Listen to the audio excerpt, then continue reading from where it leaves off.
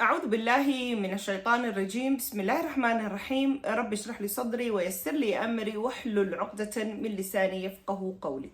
بسم الله، الحمد لله والصلاة والسلام على رسول الله. اللهم صل وسلم وبارك على رسول الله عليه الصلاة والسلام. السلام عليكم ورحمة الله تعالى وبركاته. دما ولا لها قيمة يقدرين تمضان أيكو حدان channel كينا فاطمة منا channel خير يبرواق بدن أياني دي رجيني يا ميربو دافع دوني ذكر الشوكتان يحل والباء ويدين سوغا فيديو جن.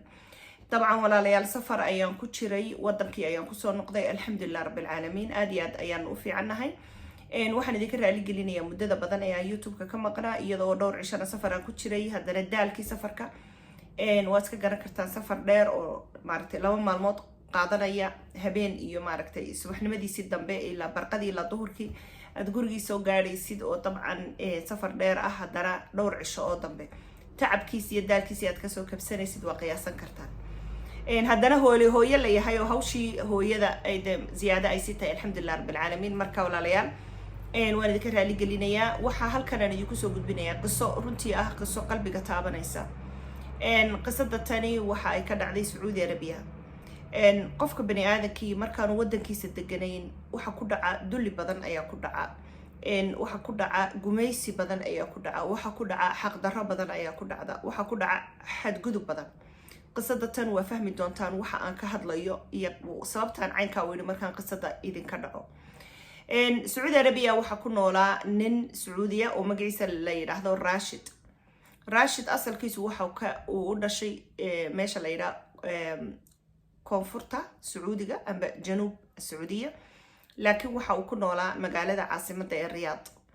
Rashid waxa uu ahaa nin madi ah oo la dhashay gabdho kaliya walaalihiis waxay ahaayeen gabdho wiil kale reerkoodu may lahayn ilaahay baa wax lahayd kadibna Rashid waxa uu ahaa waska garan kartaa wiil kaligii la leeyahay waa la koolkooliyay oo la daliciyay oo reerkiisi waa qiyaasan kartaan yani aad ayay maaragtay u koolkoolin jireen bacdama uu yahay wiil madi ah oo wiilal kale ayna jirin xaafadda aba guriga waxa dhacday markuu soo weynaaday ee wax bartay ee tacliintiisii uu dhamaystay ee shaqo u helay in ay reerkiisii ay sugi waayeen inuu guursado aad ugu xiiso qabeen inuu guursado reer yeesho sababtoo ah waxay rabayeen wiilkoodaasi inuu awlaad u dhalo runtii waxa dhacday aba awlaad u yeesho ilaahay baa wax leh kadibna waxa dhacday waxa uu Rashid uu lahaa gabadh Munira la yiraahdo oo Munira waxay ahayd gabadh markaasi aabaheed oo Rashid adeerkii ruma ah haddana waxa uu ahaa adeerkaasi adeer maal qabeena Munira markaasi waxa ay dhaxlaysaa lacag aad u badan haddii markay aabaheedii hooyadeed geeriyoodaan saas ay u fikireen Rashid family-giisu iyadoo mar walba ilmaadeer ay isu guursadaan Sacuudiyiintu oo ilmaadeer yihiin haddana waxay u fiirsadeen in haddii gabadhaasi ay guursado Rashid in ay noqonayso gabadh hantiila ah oo hanti aad u badan yeelan doonta mustaqbalka mar walbana in adeertii ay ahayd dhaqankoodu inuu guursado amba u badnaaba dhaqanku inuu guursado haddaba waxa dhacday Rashid in uu gabadhii in adeerta ahayd ayuu Rashid u soo fadhiistay reerkoodu aad bay ugu farxeen guurkaasi kadibna Rashid iyo xaaskiisii Munira farxad ayay ku noolaayeen sanado dhowr ah awlaad ilaahay kuma arsaaqin dadku way isweydiin jireen khaasatan Rashid family-giisa bacdama Rashid uu ahaa nin madi ah qoyskiisu waxay mar walba oran jireen sababta ay xaaskaagu awlaad maaragtay uurku ugu qaadi weyday maxaa jira waa inay isbaadhaan maxaa dhacay wuxuu oran jiray Rashid sidan ayaanu habi ku nahay aniga iyo xaaskaygu sidan aanu ku faraxsannahay ilaahay baa nasiinaya awlaada markuu ilaahay ugu tala galo markay isdajiya way isku faraxsanaayeen wax dhibaato ahna dhexdooda may ka jirin laakiin dabcan waa garan kartaan sanado badan markay ka soo wareegaan iyaga oo ay maaragtay aan awlaad isu dhalin qoyskii waxa ay markaasi ku qasbanaayeen in ay tagaan dhakhtarka iyaga laftigoodu xiiso badan ay u qabeen inay awlaad yeeshaan kadibna dhakhtarkii bay tageen baaritaano ayaa lagu sameeyay qoyskii haddii baaritaano lagu sameeyay waxa la ogaaday oo baaritaanadii jawaabtoodu noqotay Rashid caafimaad inuu qabo isagu wax dhibaato ah xagga dhalmada amba maaragtay taranka inaanu ka qabin laakiin xaaskiisu in iyadu ay tahay qof waxa loo yaqaan caqiim oo markaa dhakhtaradu ay sheegeen inay tahay qof ilaahay baa awlaad bixiyay yani aan awlaad dhalahayn kadibna markii sidaa lagu yiri طبعا آدياد أي أمرجودين قويسكي waxa ay xaaskii ay aad ay u murugootay laakiin waxa ku tiri raashida xaq ayaad u leedahay inaad awlaad yeelatid waxaanad xaq u leedahay inaad gabadh kale guursatid laakiin waxaan kugula shuruutamayaa maalinta aad gabadha kale guursatid anigana waa inaad i furtid waayo anigu waan masayr badanahay uma u dul qaadan karo inaad gabadh ila qabtid ayay tiri Muniira raashidna wuxuu ku yiri ha ka warwarin Muniira kulama guursanayo gabadh kalena ma rabo adigana kuma furayo awlaadana ilaahay baa haya naftaada khayr u sheeg sidanan habbi ku ahay sidii ay muddo ku noolaayeen laakiin bani aadamku mar walba waxay u baahan yihiin taranka raashid wuxuu u xiisooday in uu awlaad yeesho waxa uu markaasi uu ka fikiray arintaasi murugo badan ayay ku keentay nin iska fikira oo iska fadhiisto oo fikira oo arintaasi maskaxdiisa ku soo warwareegto oo murugo ka muuqata ayuu u ahaa haddaba raashid gurigiisa waxa ka shaqeynayay nin darawal ah oo magaciisa la yiraahdo Salim waxa uu dhashay dalka Yemen dumarku Sacuudiga berigii hore baabuurada may wadi jireen waxaan filayaa 2017 inay ahayd xilliga dumarka loo ogolaaday inay baabuurada wadaan intii ka horeysay haweenku may baabuurada wadi jireen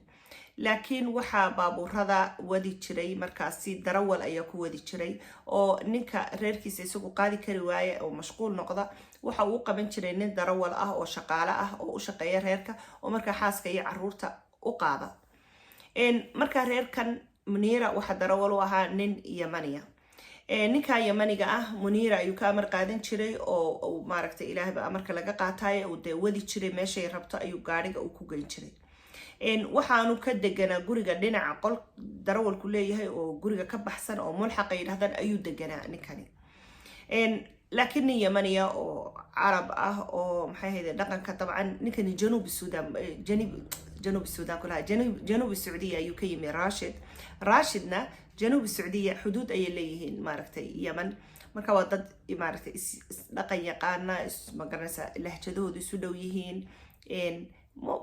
u tagi jiray marka Raashid qolkan yar oo darawalku leeyahay ayuu Raashid u tagi jiray uu la soo sheekaysan jiray uu la soo qahweyn jiray kadibna maalmaha kamida Raashid waxa uu darawalkii Salim waxa uu arkay Raashid in uu murugaysan yahay oo uu aad iyo aad u fikirayo wuxuu ku yiri Raashid sidaadii ma tihid waad fikiraysaa waad murugaysan tahay maxaa kugu dhacay maxaad ka fikiraysaa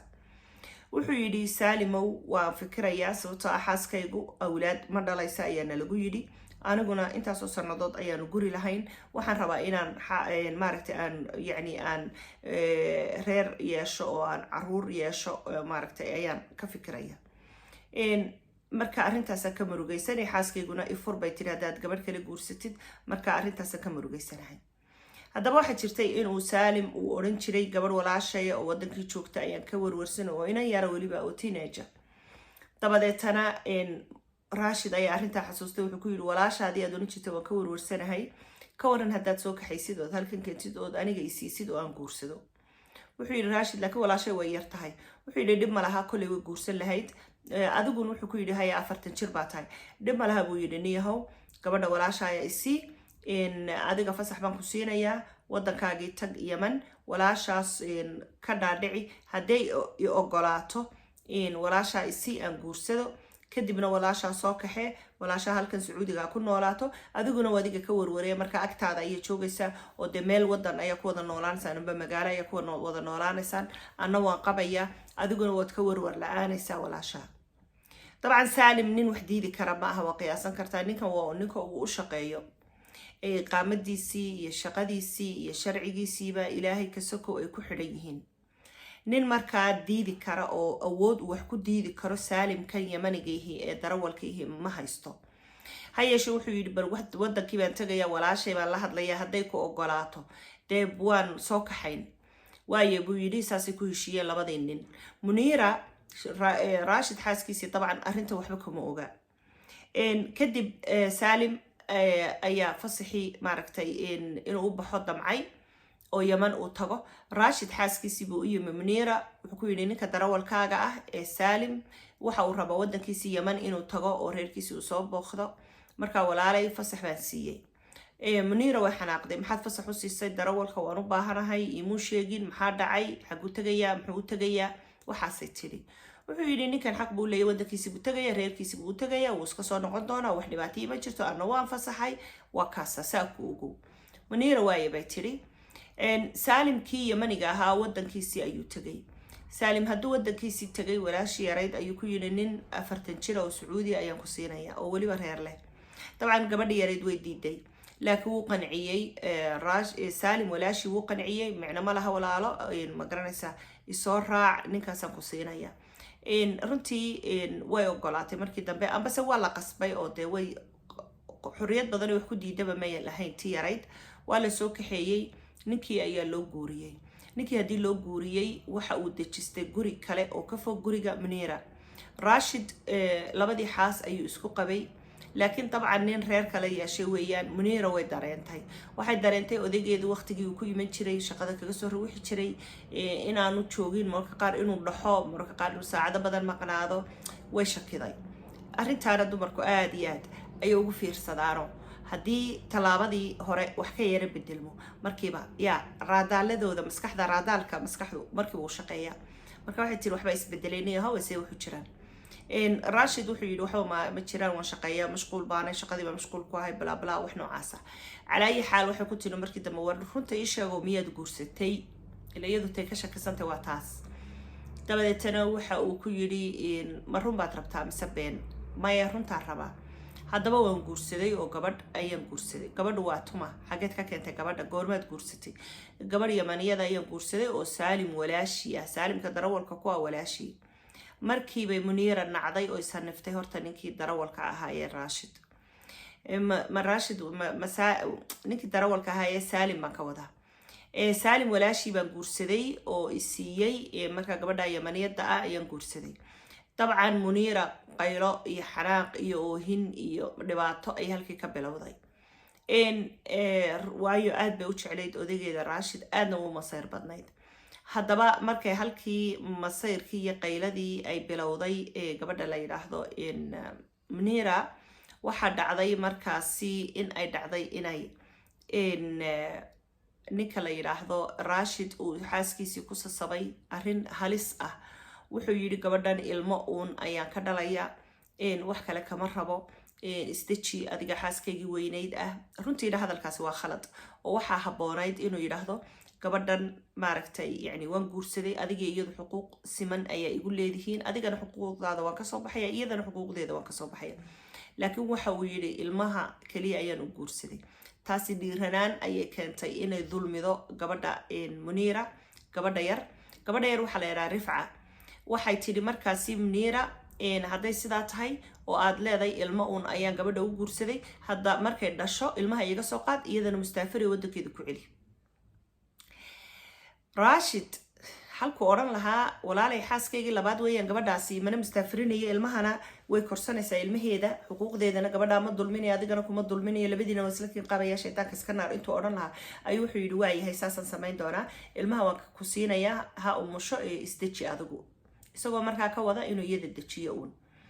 kadibna gabadhii fikradaasi maskaxdeeda gelisay Rifca markay umusho in ilmaha iyada la siin doono Rifcana la mustaafirin doono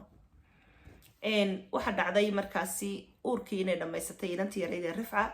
inay ilmo wiil ah ay u dhashay reerkii maaragtay amba Rashid ay u dhashay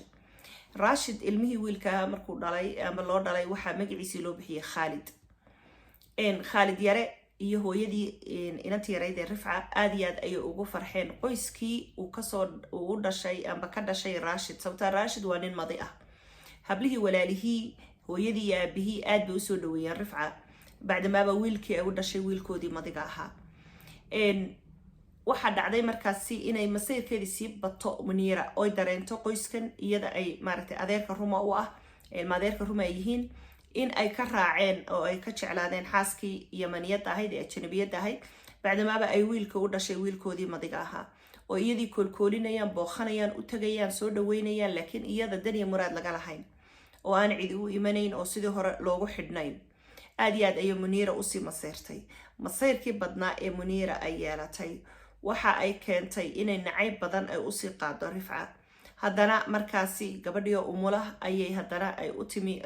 maaragtay Muniira ay la hadashay odaygeedii Rashid waxay ku tiri Rashid waxaad iigu ballan qaaday gabadhan ilmo uun inaad ka rabtid wataa ilmihii ku dhashay wiil buu Ilaahay ka siiyay waxaad iigu ballan qaaday gabadhan inaad mustaafirin doontid anigana ilmaheeda aad iiga qaadi doontid ilmaha intaad iiga qaadid gabadha inaga mustaafiri hadaba oo ballantaadi ka soo bax طبعا Rashid ya maxaa la yiraahdaa beentaada hore runtaada maxaa la yiraahdaa ayay u darantay meel oo jiray beentaada maxaa la yiraahdaa beentaada hore runtaada dambe u darantay miyahayd hadaba Rashid oo ku furan tahay xaaladdu markay halka marayso uu warwareeyo wuxuu yiri hadaba maxaad sameeysaa markaas ku yiri walaalay ilmaha yar wali uu yar yahay adigu naas miyaad u haysaa caana miyaad u haysaa macaana naas baad u haysaa ilmahan Soomaaliya maaha hadaba hooyadii caanaha ka maaragtay ha siiso caanaha naaska 2 sano markuu gaaro ee naaska laga gooyo ayaa ku siin doonaa ilmaha isdeji waayay ay tiri 2 sano hadana awal bay 9 bilood ku riyoonaysa ilmahan in la siiyo markuu dhashay hadana 2 sano oo dambe ay ku riyootay in ilmahan iyada la siin doono kadibna halkii ay rajadii ay ku nooleed gabadhii iyadoo arkaysa reerkii inanka dhalay Rashid hooyo family-giisii inay koolkoolinayaan inantii yareed ee Rifca oo xaaskii labaad ah oo ilmo wiil ah u dhashay wiilkii yaray Khalid la koolkoolinayo wiilkoodii Rashid ee madiga ahaa uu maxay hayday dhalay kadibna waxa dhacday in uu iyadoo xaaladdu ay sidaa tahay ay طبعا masayrkii sii batay 2 sanadood oo dambe xaaladda ay ku sii jirtay Muniira maalintii dambe waxa dhacday isaga oo ilmi yara wali naaskii la siiyo oo Muniira masayrkii cirka la maraysa oo ninkii darawalka ahaa Saalim nacday oo xaaladeeda aan laga sheekeyn karahayn ayaa uu baxay odaygeedu safar ayuu u baxay waxa uu tagay mantiqad 150 kilomitir mise 120 kilomitir meelaha u jirta magaalada Riyadh ayuu ku baxay safar baabuurka ayuu ku baxay kadibna waxa loo soo sheegay in odaygii shil baabuur uu ku dhintay oo markiiba naftu meeshii kaga baxday inna lillahi wa inna ilayhi raaji'un halkii Muniira ay tacsidii iyo maaragtay hawshii maaragtay aaskii iyo wixii ay ka qayb gali lahaydee murugadii odaygeedii ka geeriyooday waxa soo dhanba may xasuusane markiiba inta gurigii tiyaray tagtay ayay tiyareeda Rifca ay garaacday oo jirdishay ilmihii yaraana ay ka qaadatay oo qasab kaga maaragtay faramaroojisatay kadibna way baxday waxa ay tagtay meel aan la garanahayn laga yaabo hotel room inay degtay waxa laga yaabo ma garanayo meel ay degtay laakiin waa la waayay ayaa la leeyahay hadaba ma qoyskeedii ba u tagtay qariyay ma meel kale ay tagtay masaaxiibadeed bay u hooyatay lama garanayo dhowr cisho ay maqnayd in muddo ay maqnayd halkii ba tacsidii lagu sameeyay Rashid tacsidiisii halkaasi ayuu ku geeriyooday Rashid markii dambana markii tacsidii hawshii ay dhamaatay muddo ay maqnayd dhowr cisho ilaa 20 cisho miya wax noocaas way soo noqotay Muniira markay Muniira soo noqotay waxay ahayd xilli ay mustaafirisay ba tii yarayd oo intayna intayna mustaafirinin tii yarayd waxa mustaafirin doona idin soo hadal dhaafay amba waan halka waan qalday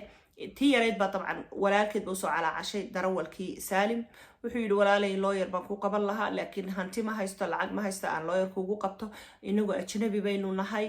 bashaytaanka iska naar bal aniga wiilkaagu ku soo celin doona isdeji tii yarayd si 2 bilood u sasabayay markii dambe Saalim walaashii wadankii buu celiyay oo Yemen ayuu u celiyay iyadoo aad u murugaysan tii yarayd Rifca waxa lagu celiyay markaasi wadankeedii Yemen wiilkeedii yaraana waa laga qaatay oo sidaas ayaa lagaga faramaroojistay oo Muniira ay ku qaadatay qoyskii dabcan markay u soo noqotay qoyskii Rashid uu ka geeriyooday waxay ku tiri gabadhii ajnabi bay ahayd hadaba waxay tiri Rifca way baxsatay ilmi yaraana way tuurtay ilmaha yar ana korinaya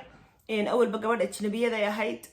wadankeedii ku noqotay ilmaha ana inoo korinaya sidaas ayay Rashid family-giisii ku farxeen in ugu yaraan wiilkoodii agtooda uu ku koro Muniira wiilkii ayay korisay laakiin dabcan waxa gabadhii yarayd ee Rifca waxa ay wadankeedii lagu celiyay 2 bilood kadib markii wiilkeedii yaraa lagala wareegay Rifca hadaba markii wadankeedii Yemen lagu celiyay waxay ogaatay inay uur leedahay uur yar ayay lahayd markuu Rashid uu geeriyoonayay intaanu geeriyoonin oo uurkaasi ayna iyada laftigeedu markaasi is ogeyn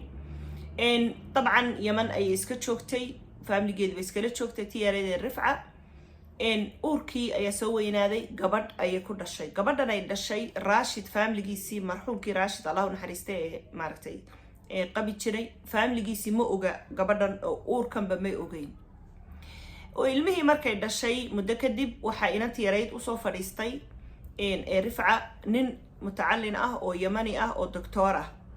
ninkaasi waxa uu yiri macna ma laha in la soo guursaday in awlaad leedahay gabadhani laakiin waa gabadh yar oo qurux badan aniguna waan rabaa inaan guursado aad u qurux badnay rifca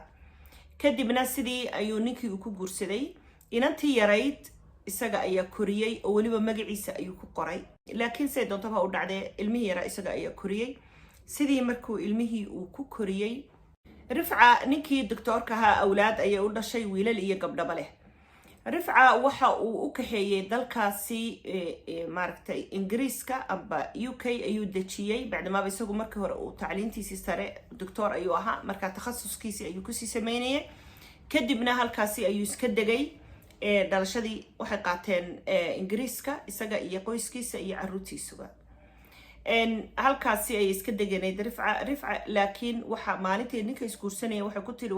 waan ogolay inaan ku guursado ala sharadkaygu waxa weeyaan inaad ii ogolaatid ila raadisidna wiilkaygi baa iga maqan mana nasanayo mana harsanayo mana maaragtay yani qalbigaygu ima degayo ilaa inta aan helayo wiilkaygaasi ninkii dhakhtarka wuxuu yiri waan ku ballan qaadaya inaan wiilkaaga ka hor istaagin waxaan kugu kaalmeyn karana kugu kaalmeeyo inaad wiilkaaga heshid haddaba waxa dhacday in ay maalintii dambe markii dabcan Khalid uu weynaaday nin weyn buu noqday wax buu bartay waxa ay ku korisay Khalid Munira waxa ku tiri bacdaba waraaqihiisa waxa ku qoran hooyadii dhashay Rifca marka waxa ay ku tiri hooyada Rifca way dhimatay sababtasan anigu ku koriya marka Khalid waxa uu sheegtay in isaga aabihi uu qabi jiray رفعنا للقب جري لكن رفعة إيجاريوتي يسوق أيرو بيبي يدو مركز سبب تاسي وكورينيسو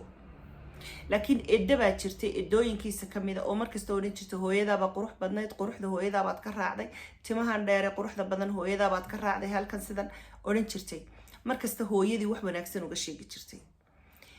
كدبنا وحا wiilkii uu ku koray kalsooni in hooyadii geeriyootay laakiin in ay habaryartiisan amba eedadiisan aabihii qabi jiray ay maaragtay soo korsatay hooyadiisii labaad ay tahay amba de hooyada kaliya isagu yaqaanaba runtii si aad iyo aad u naxariis badan raxmad badan kalgacal badan ayay ku soo korisay kuna jeclayd inankaasi Khalid Munira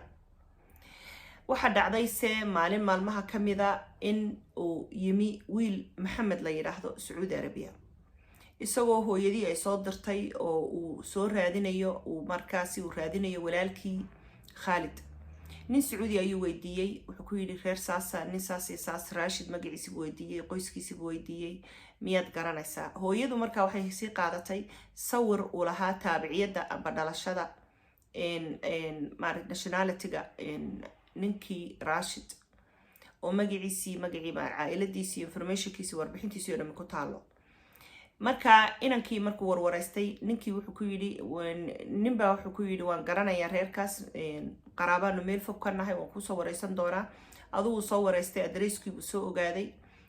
macluumaadkii inankii Khalid oo dhan ayuu soo ogaaday walaalkii Maxamed oo Yemani oo Yemenkii oo ka yimi markaasi maray UK ayaa ogaaday arrinkii marka ninkii saaxiibkii ninkii la raadinayay ee Sacuudiga ah ka wareysanay wuxuu ku yiri maxay sababta u tahay ninka uu raadinaysa Khalid wuxuu yiri Khalid waa walaalkay hooyaday ayaa dhashay arrintaas saas ayaa dhacday marka inanka hooyaday ayaa rabta inay aragto marka wuxuu ku yiri hadaba hadii maanta kala day colaadi dhacday oo hooyadaaba maartay inta la garaacay laga qaaday wiilka yar oo maartay colaad family problem meesha uu ku jiro waxa aan kugula talinayaa inaad lawyer qabsatid oo lawyerkaasi iyo maartay maxkamadaha aad u martid arrinkaasi lawyer fiican baa jira oo aad caan u ah ayaa ku geynaya lawyerkaas u tag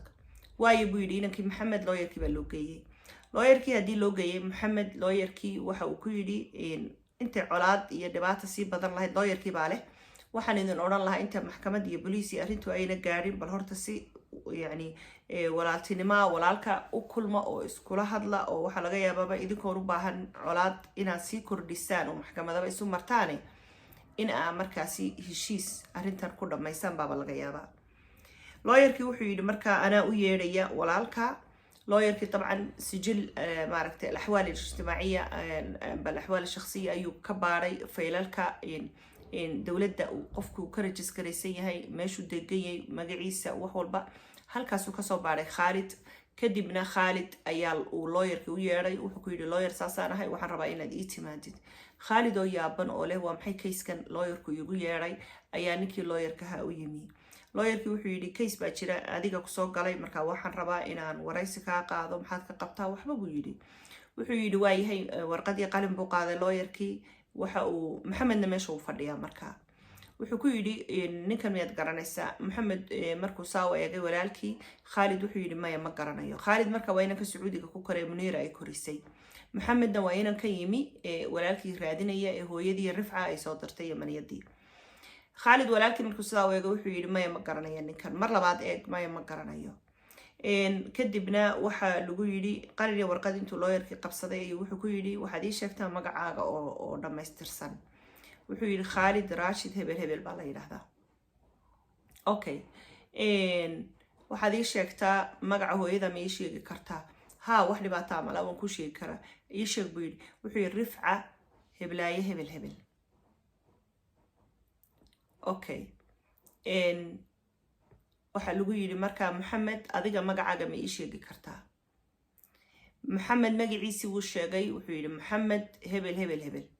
طبعا مجا بها وكل دوينهن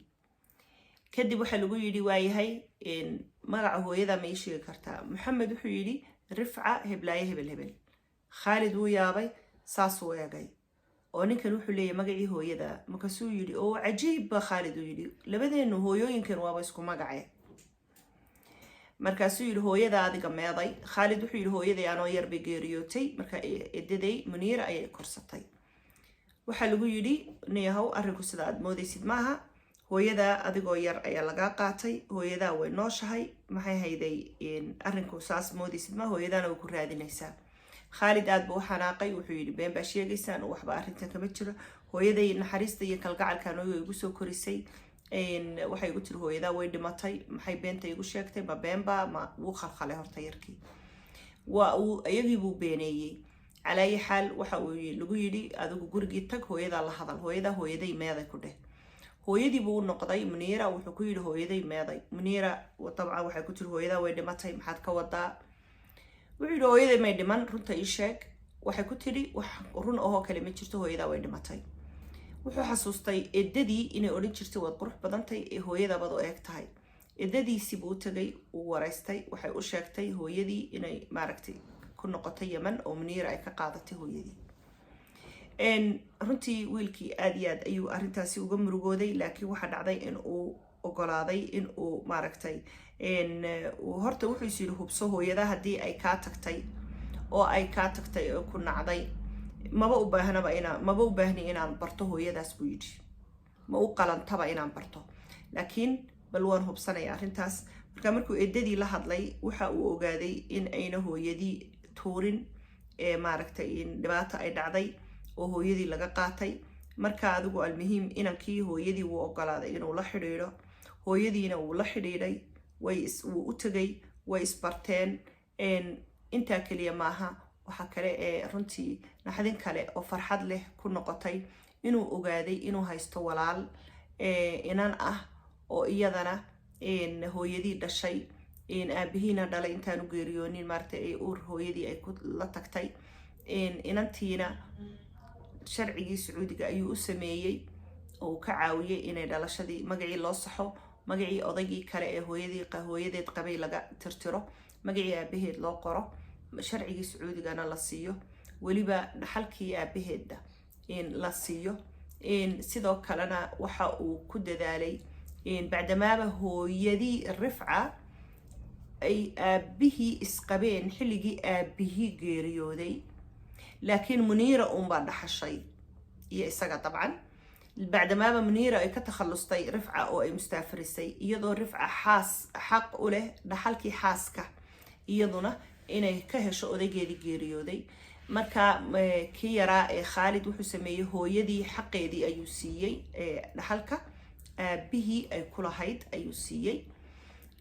waxa uu la xiriiri jiray reerka oo UK degan, wuu u tagi jiray, uu soo booqan jiray, iyaguna way u iman jireen oo Sacuudiga ayay ugu iman jireen.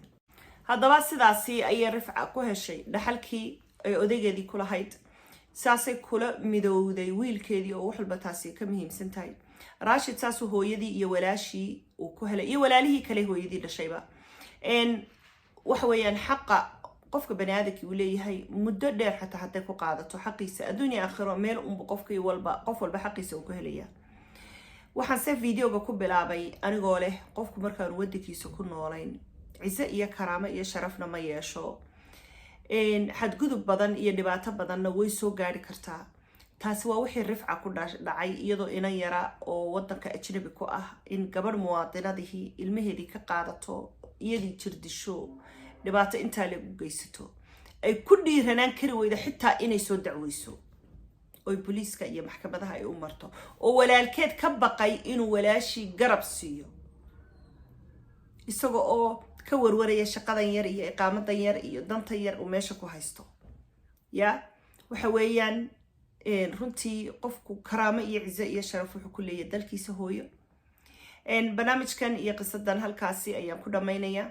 insha Allah wixii afkaar iyo fawaa'id iyo cibar aad ku aragtaan hoosta ayaa ku soo qori doontaan. culimada quraanka ee halkan aan soo dhigana insha Allah iyo